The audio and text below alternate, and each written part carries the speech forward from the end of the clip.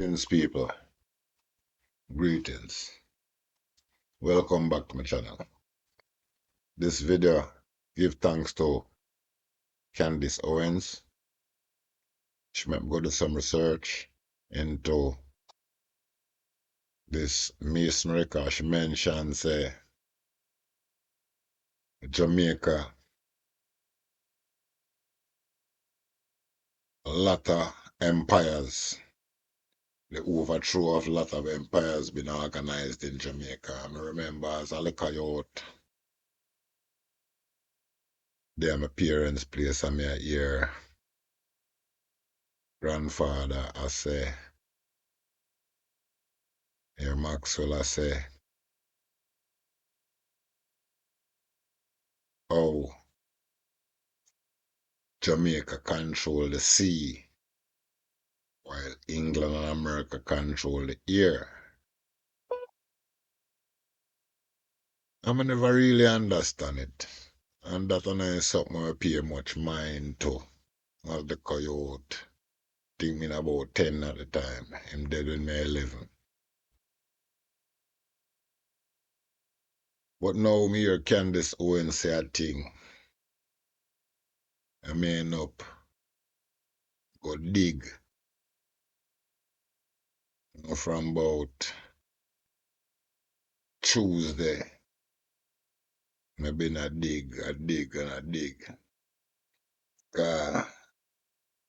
She dep on this Kamala Harris series where she search up Kamala Harris' father and the reasons why everybody wanna be Jamaican and associate with Jamaica when them a look leadership roles in them country. So me a dig and me something about her where she did mention about some lodge and Freemasonry. Go dig people.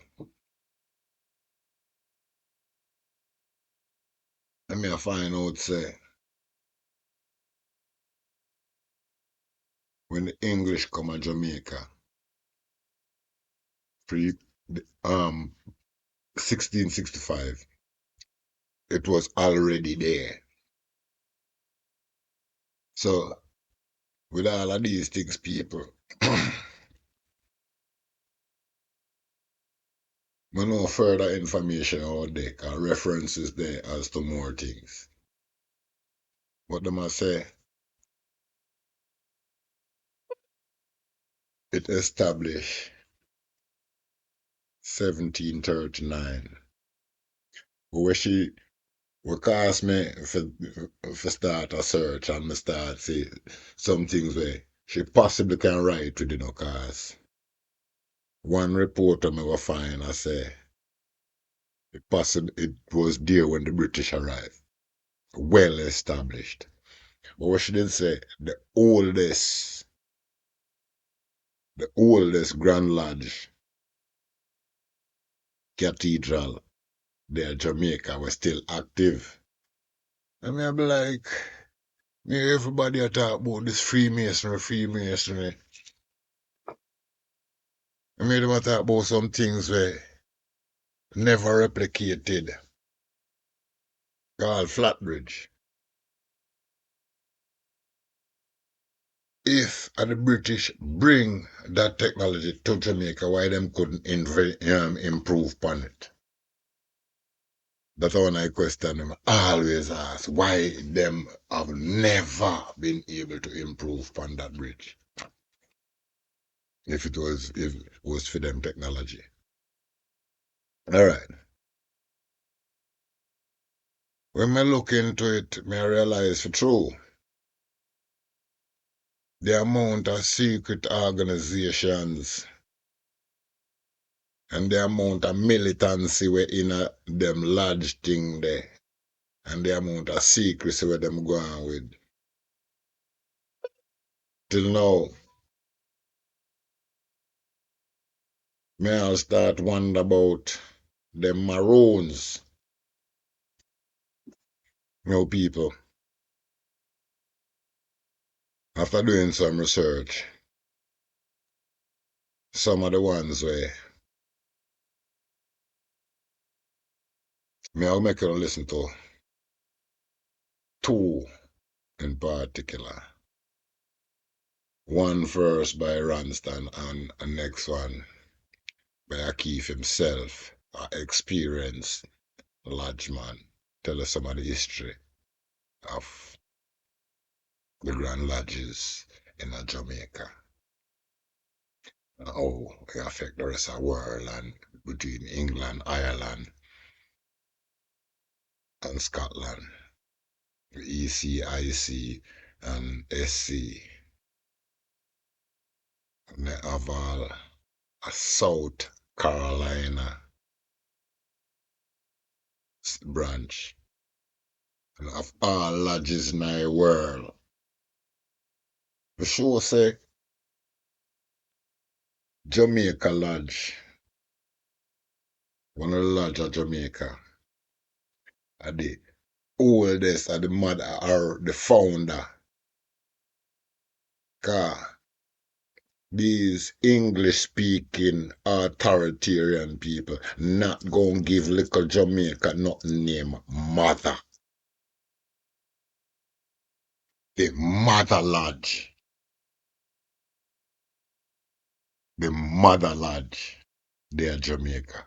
The Mother Secret Agent Secret Society. The mother of all secret societies. There, Jamaica.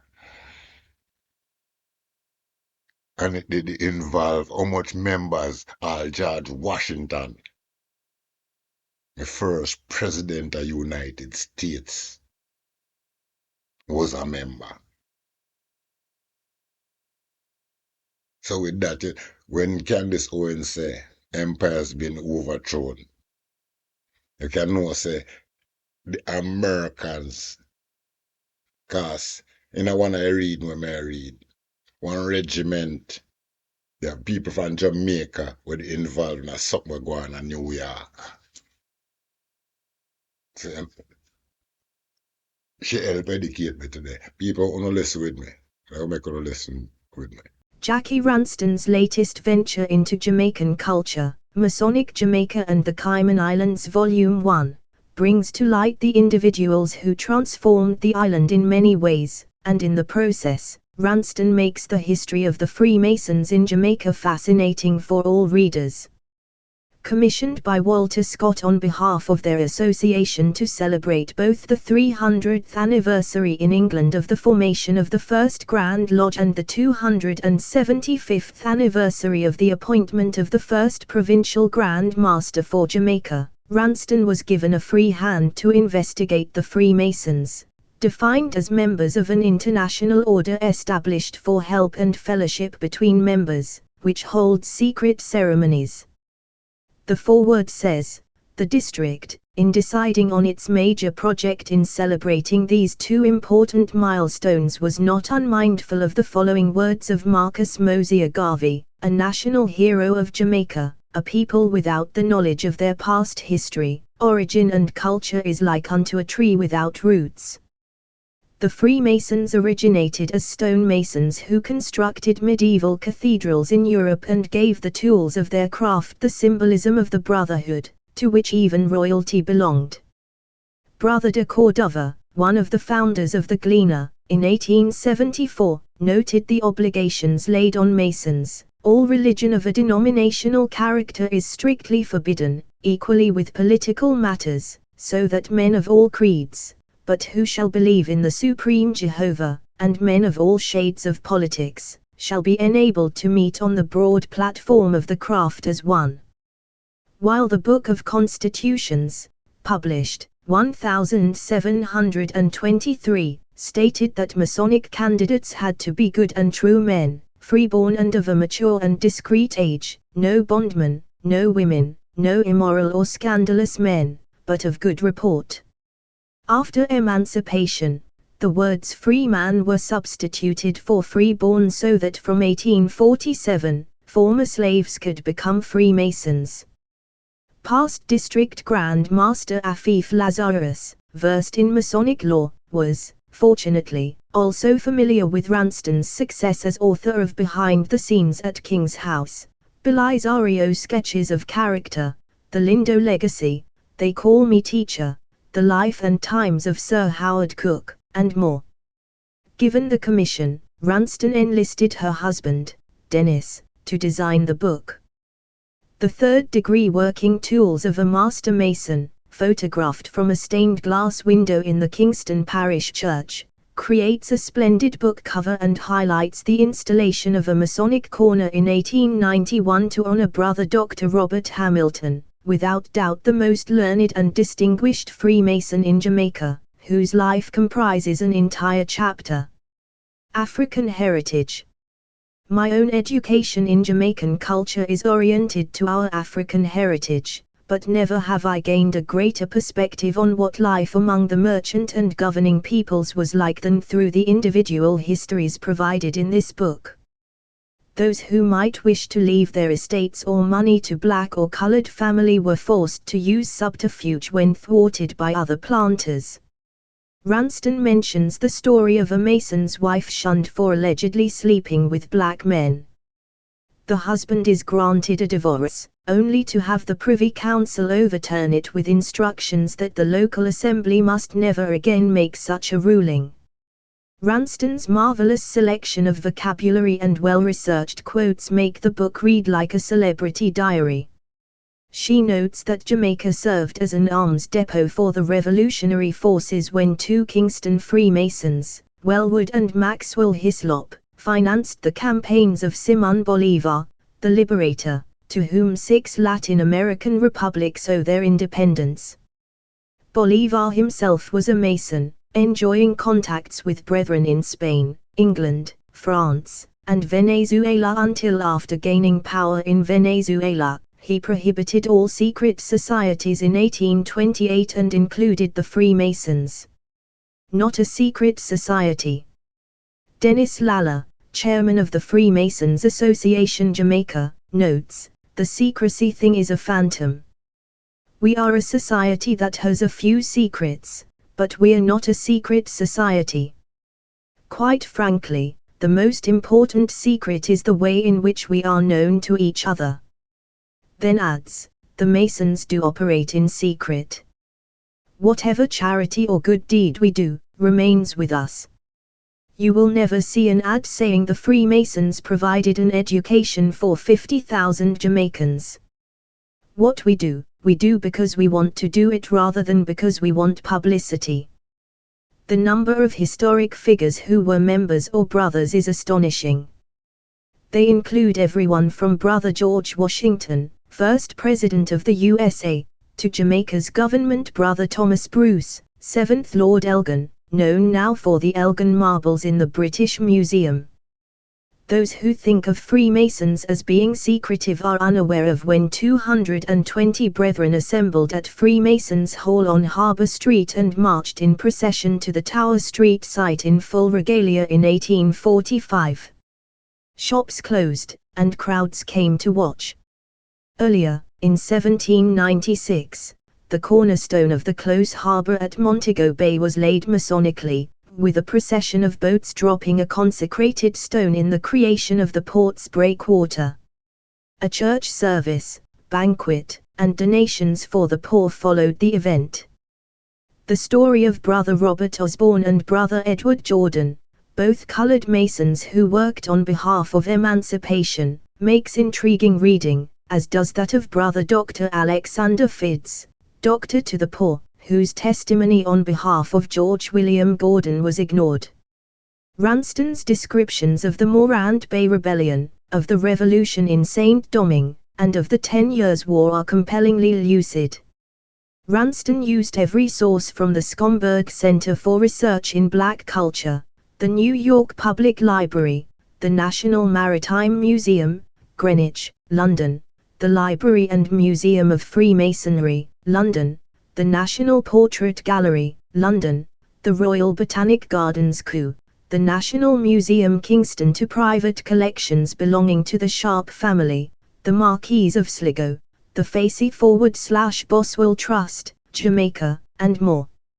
Not being a Mason, I simply ignored all the titles and lodge names that might be of interest to members and just enjoyed a good read. As Lalla said, I was glued to it. I couldn't put it down from the point of view of the history of the Caribbean. Experiences in Caribbean Masonry, the Jamaican Perspective. By R. W. Bro Afifa Lazarus. Introduction. Notwithstanding the conflicting theories as to the origins of our beloved craft, two things seem certain. When the British captured Jamaica from the Spanish in 1655, Freemasonry was, from all accounts, well established in the British Isles, and Freemasonry, as we have come to know and love it, originated there, though England, Scotland and Ireland have each claimed to be the seat of its origins. Whatever the truth of Freemasonry's origins, it is not difficult to imagine that in the company of Admiral William Penn and General Robert Venables, there were Freemasons, and that Freemasons were among the first Englishmen to walk on Jamaican soil. All this, of course, is speculation, but as Jamaica grew in its importance as England's most valuable sugar producer, and as the famous seaport of Port Royal developed into a distribution center for the slave trade as well as a strategic commercial hub for business in general, it would be sheer folly to say with any certainty that, with the vast amount of traffic crossing the Atlantic in this direction, lodges, especially of the traveling kind, were unknown in the West Indies, and more so in Jamaica, prior to the formation of the Premier Grand Lodge in 1717. With its formation, eventually came the keeping of a central set of records and the formal warranting of regular lodges by a central administrative body such as we know it today. The earliest records. In his celebrated work entitled The History of Freemasonry, Robert Gould tells us that, in 1737, a mere 20 years after the formation of the Premier Grand Lodge, one William Douglas, commander of HMS Falmouth, was appointed Provincial Grand Master for the coast of Africa and the islands of America. This vague description has been the subject of much speculation, but it is generally felt by most students of Masonic history, that the term the Islands of America applied to none other than the islands of the West Indies. It has been said that Freemasonry was introduced into Jamaica in 1738 with the establishment of the Mother Lodge No. 182, so named in 1776, which was warranted in that year, but, as can be gleaned from the above, this is highly speculative, and it may be far more accurate to describe that lodge as being the first lodge warranted to work on Jamaican soil. A province is formed. The warranting of a second lodge in 1742, Port Royal Lodge No. 193, brought along with it the formation of the province of Jamaica, and the appointment of the first provincial Grand Master in the person of Ballard Beckford, a somewhat notorious figure in Jamaican politics of the time, having figured quite prominently in a much publicized divorce case, which resulted in the passing of Jamaica's first divorce bill, and his expulsion from the House of Assembly, 3 years earlier. The passage of time and the destruction of records by hurricane, earthquake and fire have rendered much of this period somewhat hazy, but it seems as if our brethren of a bygone era were not immune to growing pains, as, between 1742 and 1744, no less than 3 provincial Grand Masters were appointed.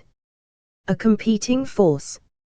Notwithstanding all this apparent turmoil, by 1775, 12 more lodges were warranted by the Premier Grand Lodge in various parts of the island, not only in the established commercial centres, but also in the sugar-growing regions of St. Mary's, Hanover and Westmoreland. With the formation of the rival Antient Grand Lodge in England in 1751, the formation of lodges under its jurisdiction took place naturally wherever its members were dispersed over the face of the earth. Some came to Jamaica, and by 1763 the Antients warranted their first lodge at Old Harbour, with a second being warranted at Green Island, in the parish of Hanover, in 1772. At first, either by design, or out of an unspoken respect for each other, they basically kept out of each other's way by respecting each other's territory. until 1775. In that year, the Premier Grand Lodge, by what appeared to be an act of open hostility, warranted their own lodge at Green Island where there already existed an Antient Lodge. In 1786, the Antients retaliated by striking at the heart of the Premier Grand Lodge, or Moderns as they had become known, by establishing an Antient Lodge in Kingston, the seat of a number of modern lodges and the natural seat of power. By 1809, 8 more Antient lodges were established in Port Royal and Kingston, and, to add insult to injury, an Antient Provincial Grand Lodge was established in Kingston in 1796. The assault must have been too overwhelming for the Moderns, as history informs us that after their intrusion into Green Island in 1775, the Moderns did not warrant any new lodges until 1812 when a warrant was granted to a group of French refugees from Haiti, but this lodge was short-lived and soon vanished. Indeed, there is evidence that some of the modern lodges were moved to petition the Antients for new warrants.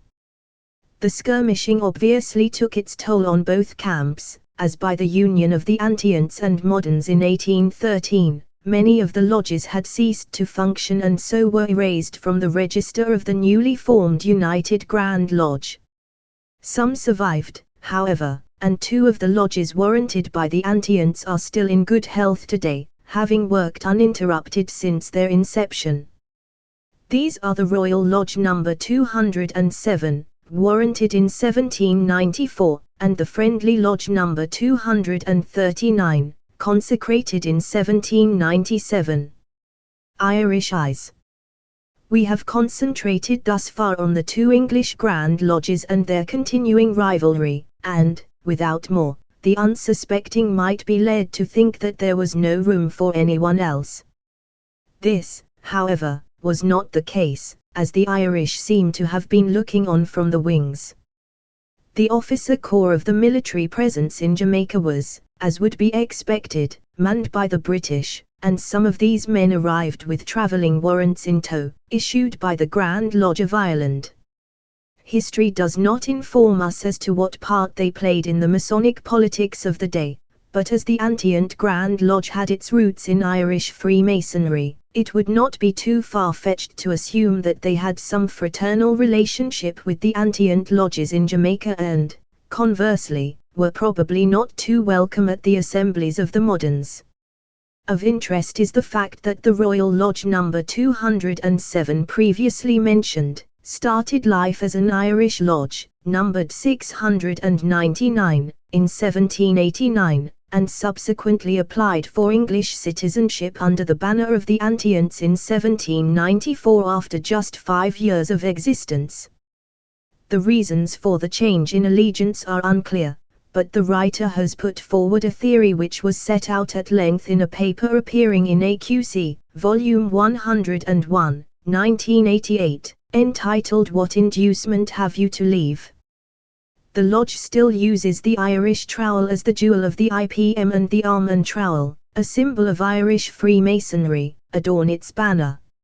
It is of interest to note that Masonic and other publications, such as contemporary almanacs, have listed at least 8 other Irish lodges as having worked in Jamaica between 1767 and the end of the 18th century. Some of these have been authenticated by the records of the Grand Lodge of Ireland, but others, though warranted, were stillborn, while the existence of yet others are doubtful. As far as we are aware, apart from the appearance of Independent Lodge No. 35, which was warranted in 1814 and discontinued in 1836, the next appearance of an Irish lodge was in 1905 when the South Carolina Lodge No. 390 was warranted. It faltered and the warrant surrendered. The same warrant was reissued in 1927 to a new lodge bearing the same name. The second lodge is still in existence and is in good health. In fact, it recently spawned a number of new lodges which formed the basis for the creation of an Irish province in 1995. The province operates in harmony with its English and Scottish counterparts. whither the Scots. While the modern /antient/Irish game of musical lodges was playing itself out, the Scots had quietly constituted a lodge in the relative obscurity of Morant Bay, in the southeast of the island. The Scotch Lodge St Andrews No. 102 was constituted in 1760.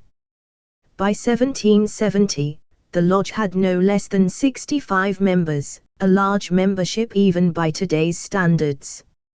By 1816 it was erased, but, as with so many lodges of the day, the reasons for the decline has been obscured in the mists of time. No Scottish Lodge was again formed in Jamaica until 1844.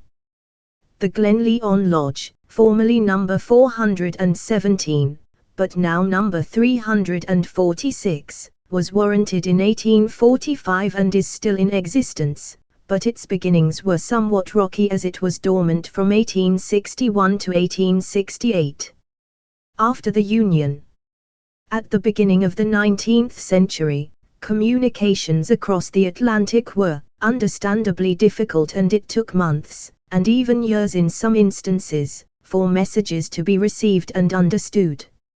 In 1813, the Antient and modern Grand Lodges set aside their rivalry and amalgamated as the United Grand Lodge of England. It took some time for the word to reach the warring provinces, and even when it did, some were still unaware or unsure as to who were the parties to the union. In the resulting confusion, some believed that the moderns had united with the Scots and set about holding their meetings on that basis. Eventually, however, the misconceptions were resolved and the true meaning of the union began to be understood and barriers began to be broken down. The newly formed United Grand Lodge took advantage of the opportunity to clean house. All lodges which ceased to work were erased and a universal renumbering took place. Who were the Masons? It is convenient to treat the union of the moderns and the ancients as a watershed, and to assess the influence of the craft on society in general and to identify who constituted the membership of the craft in Jamaica at that time. In doing so, one must be cognizant of the times of which we speak, which is worlds away from the social structures in which we find ourselves today.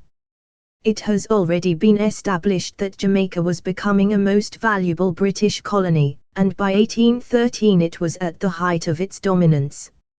It was a vital commercial hub for North, Central and South America. It was the sugar capital of the world.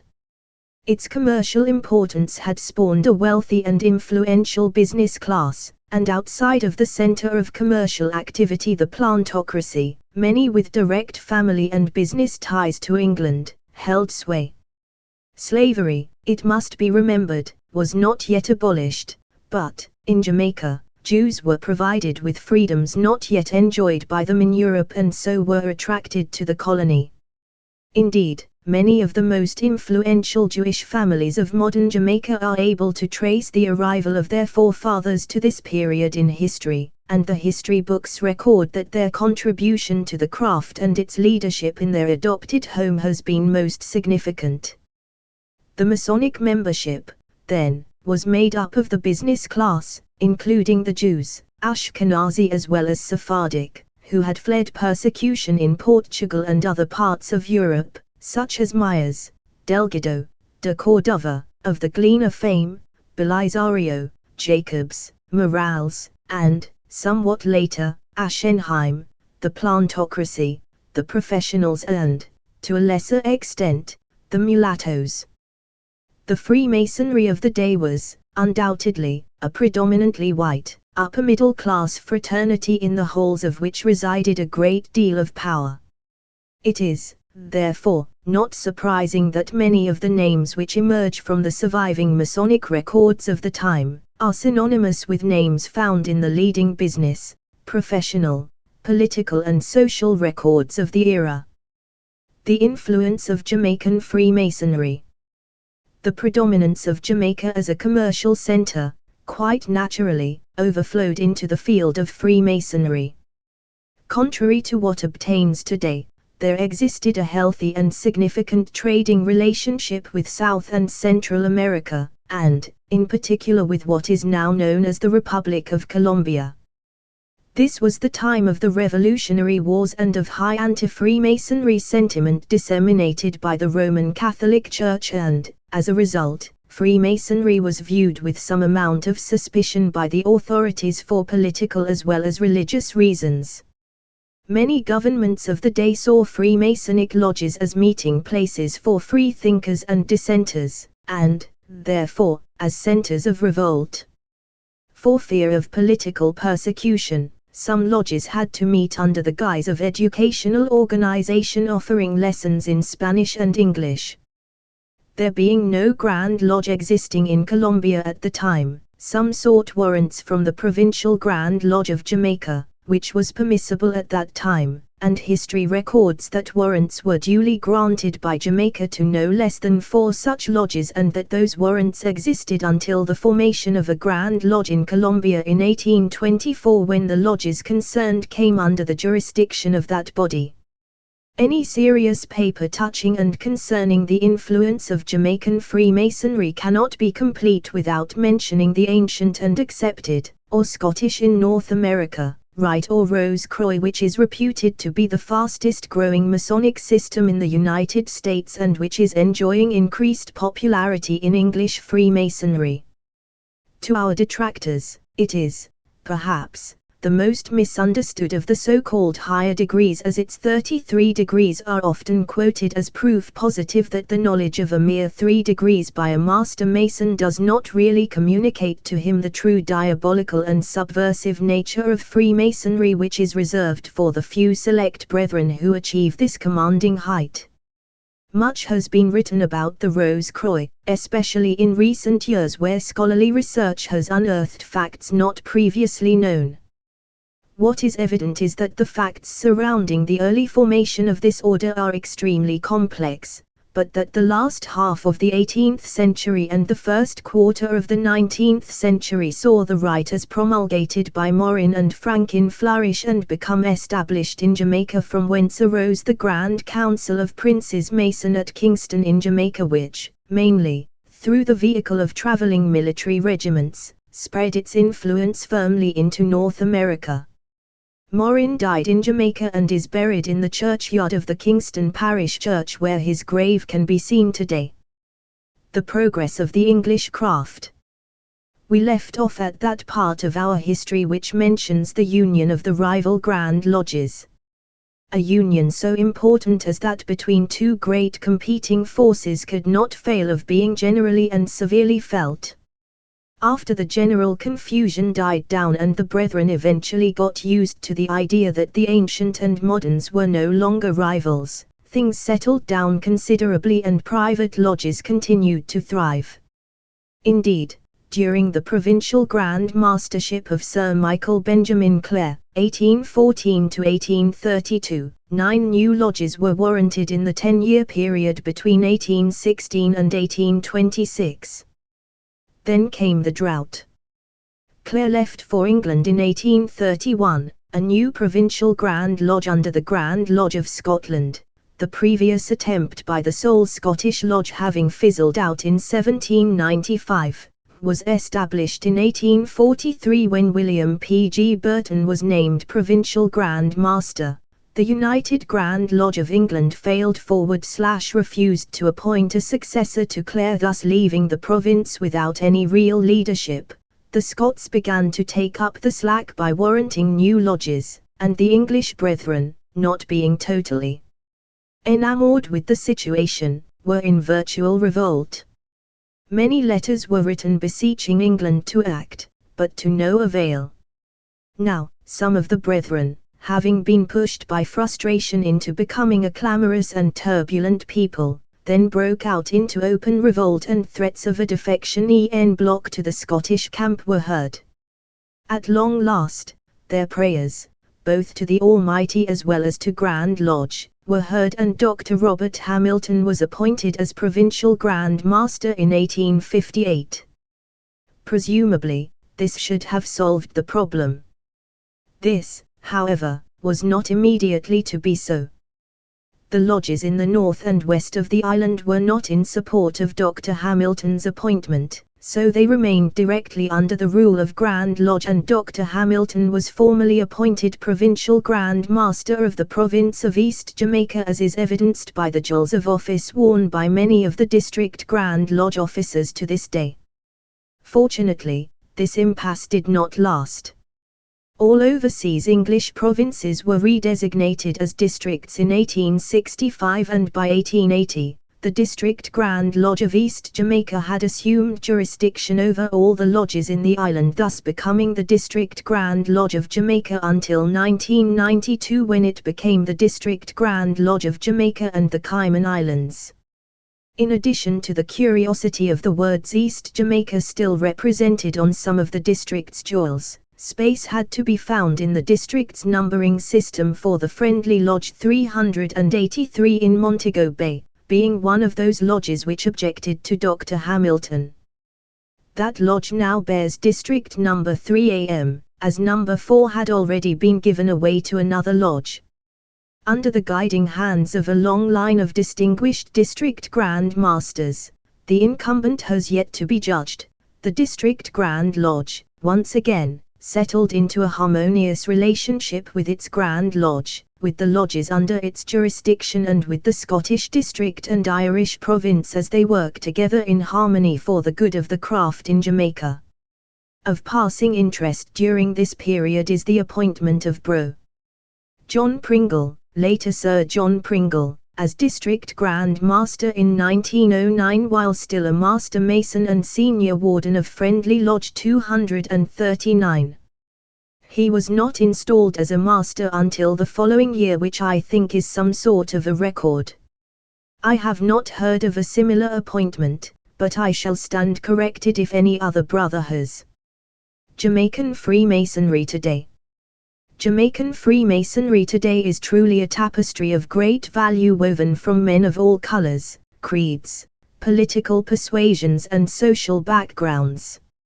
As it is in any grouping of persons, there are bound to be differences of opinion on any given subject, and this is true of Freemasonry in general and, perhaps, of Jamaican Freemasonry in particular.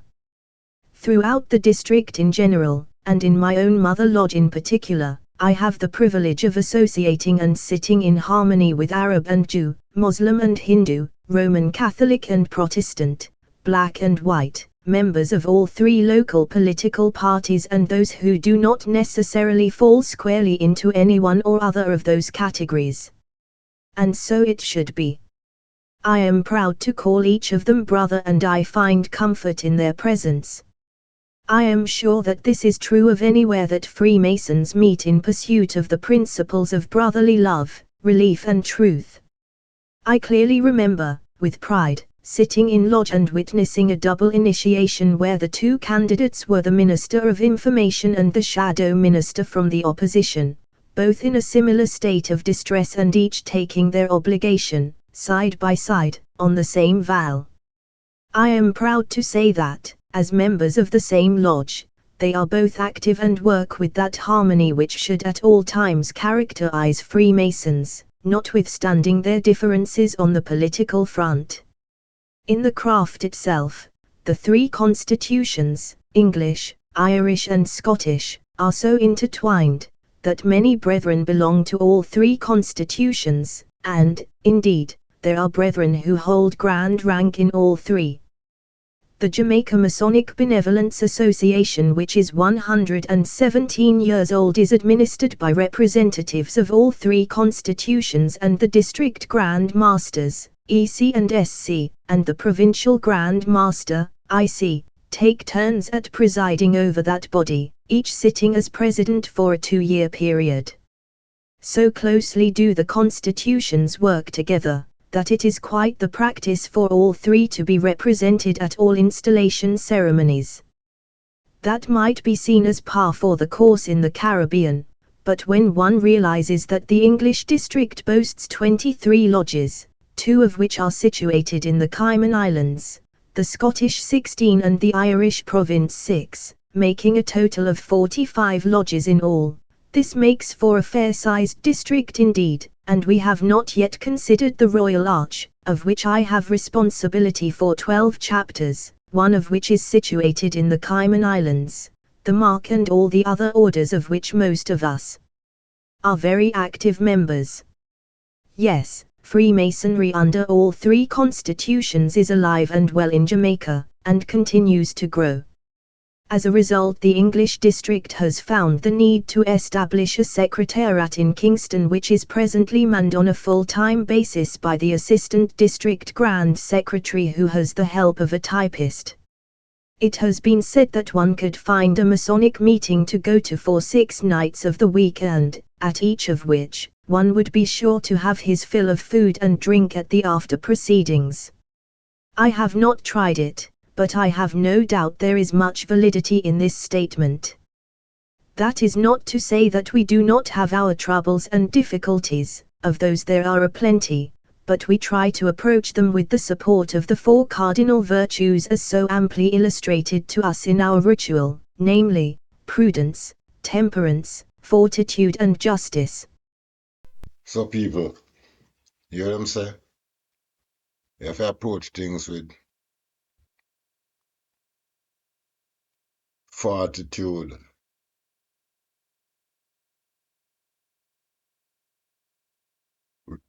You have to approach things with, namely, prudence, temperance, fortitude, and justice.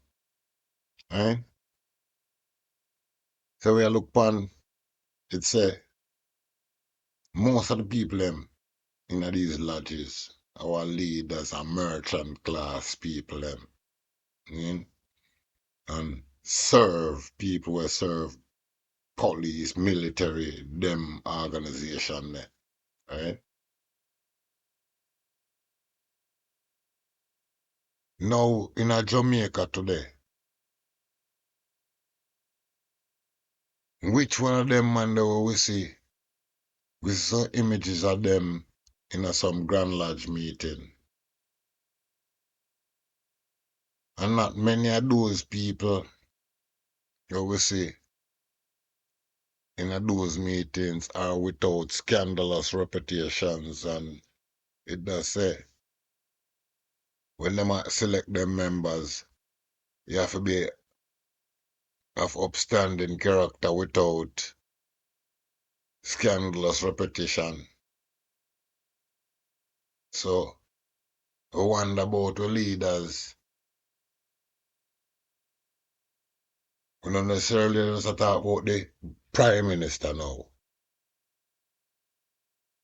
We talk about MPs, councillors on either side. And the repetition without scandal, we lead with.